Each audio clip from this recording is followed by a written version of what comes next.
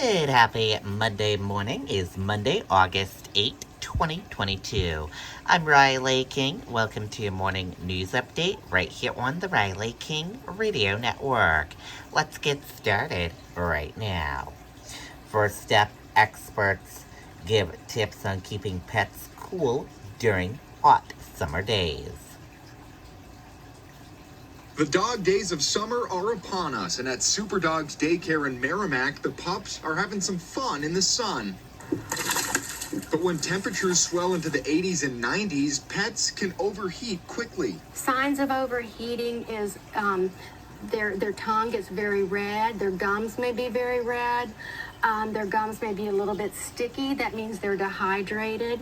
Owner Judy Threlfall has all sorts of fun water fixtures at her daycare to keep dogs cool. Out here we have several water stations, just so that way we are sure that all of the dogs, have the availability to get to water when they need it.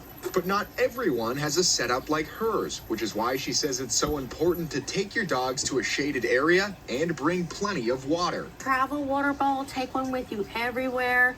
Always have water with you. Dogs are typically good about showing when they're in distress by panting or laying down. So what should you do if you notice yours may be overheating?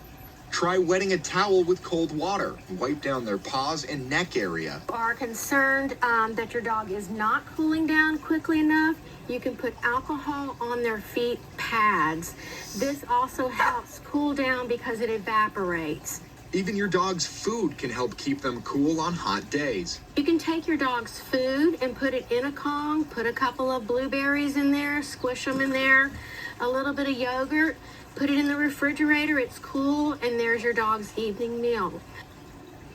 And most importantly, experts say that if it's too hot to take your dog to the park or maybe on a walk, there's nothing wrong with taking them home and waiting until nighttime or the morning when temperatures are significantly cooler. We're live in Manchester tonight. Scott Cook, WMUR, News 9.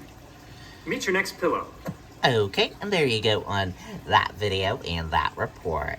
Nashua man performs the national anthem 5,000 times. Let's take a listen to that video from WMUR News 9. It was quite a feat for a Nashua man today who is known for singing the national anthem. Alan St. Louis performed at the Nashua Silver Knights game today at Holman Stadium. That was the 5,000th time, 5,000th he's performed the anthem at a public event. St. Louis started singing the anthem at Nashua Pride Games in 2011, back when he was serving beer. He has since performed at a number of major venues, including Fenway Park and New Hampshire Motor Speedway. Okay, and there you go on that video and that report. Congratulations to him. Police arrest man in connection to a robbery in Nashua. Let's take a listen to that video from WMUR News 9. Police also say they've made an arrest connected to a robbery from back in March. Melvin James Campbell IV is charged with burglary and robbery.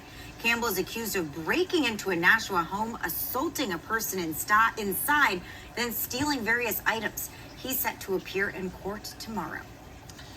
Okay, and there you go on that video and that report. Black Heritage Trail of New Hampshire reveals a new marker dedicated to Richard Potter. Let's take a listen to that video from WMUR News 9. Black Heritage Trail, New Hampshire, is giving some well-deserved attention to a historic granite stater. Richard Potter is considered America's first black magician, and possibly first black celebrity.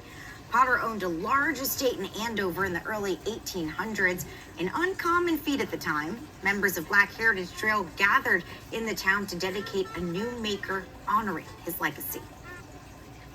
So he lived here as part of the community, and he totally honoring him changes our perception of what New Hampshire is and who we celebrate in New Hampshire. Black Heritage Trail aims to bring attention to more great black figures in state history. They're hoping to create a trail of markers stretching from ports to the White Mountains and beyond. Okay, and there you go on that video and that report. Crews respond to a fire in Northfield. Let's take a listen to that video from WMUR News 9. Grace, 3 firefighters were actually treated for heat exhaustion today. It's a hot night over here, and there are a lot of crews on the scene. Crews were able to get the flames out. I'm going to take a step out of the frame so you can get a closer look. Earlier tonight, flames were shooting out of the top of the building, and firefighters say that this home is a loss. It's not livable right now, but luckily everyone was able to get out safely. Now let's take a look over here. You can see there are a lot of onlookers. Again, it's a hot night. We had a lot of crews coming in, helping out, but again, everyone is okay. The fire marshal is on the scene, so once we know a cause, we will bring you the latest details. Okay, and there you go on that video and that report. That does it for your morning news update right here on the Riley King Radio Network. Thank you for tuning in and listening. Have a great day, everyone, and goodbye.